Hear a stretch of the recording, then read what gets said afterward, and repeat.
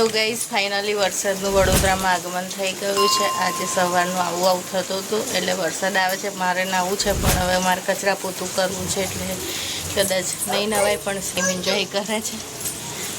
મજા આવે છે.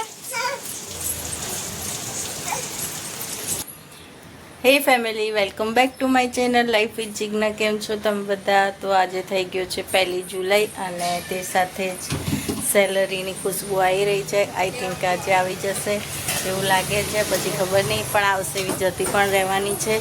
તો આજના એ જ થોટ સાથે વ્લોગ સ્ટાર્ટ કરી દીધો છે. અને શ્રીજાબેન, હાય શ્રીજુ, ઇધર આવ. હાય, શું કરે છે? રમું છું. શું રમે છે?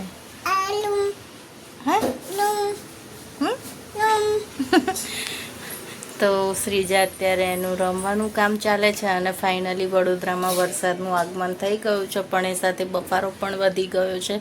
સહેજ જ વાર આવ્યો તો 15 મિનિટ સુધી, એટલે એમાં તો કંઈ ઠંડક થાય નહીં.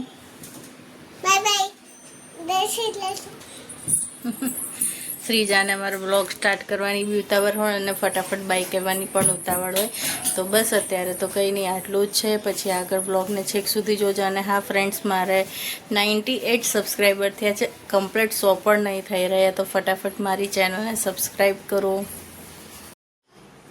તો ગાઈસ વાગી ગયા છે રાતના સાંજના 7:30 અને આજે તો વિડીયો કંઈ વધારે લીધો જ નથી. ખાલી સવારમાં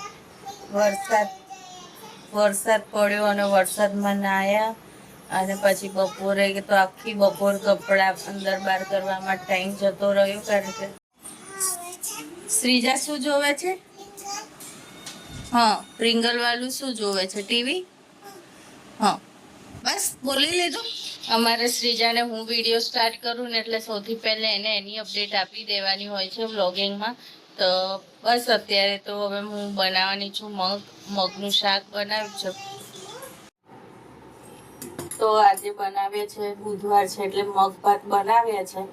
તો બધાએ ડુંગળી ટામેટા વાળું મગ ભાત ખાશે અને હું એક આડી મને હે ને સિમ્પલ એકદમ મગ ભાત ભાવે છે, જીરાથી વઘારેલા.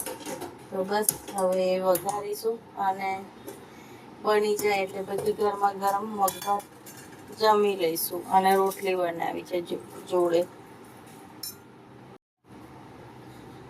આપણે ગુજરાતીઓને ત્યાં તો બુધવાર હોય એટલે મગભાત સ્પેશિયલ બને જ. આ વખતે અમે 2 અઠવાડિયે બનાવ્યા છે મગભાત, કારણ કે કન્ટિન્યુઅસ મગભાત ખાઈને બી કંટાળો આવે એટલા માટે. તો મને યાદ છે ત્યાં ઘડી આ વખતે 2 બુધવાર સ્કીપ થયા પછી બનાવ્યા છે. ને એ બી મેં સવારે મમ્મીને યાદ કરાવ્યું હતું કે આજે તો આપણે મગભાત બનાવીશું, બહુ દિવસ થઈ ગયા એટલે. તો ચલો ફટાફટ મગ વઘારી દો હું. તો તમે જોઈ શકો છો મારા મગ રેડી થઈ ગયા છે, એકદમ સિમ્પલ.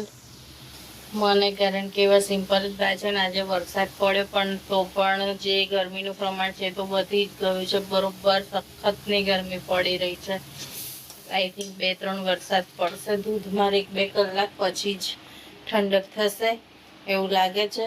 તો ચલો મગ બની ગયા છે અને એક વાસણમાં કાઢી દઈએ અને કઢાઈને એવું બધું ઘસવામાં મૂકી દઈએ.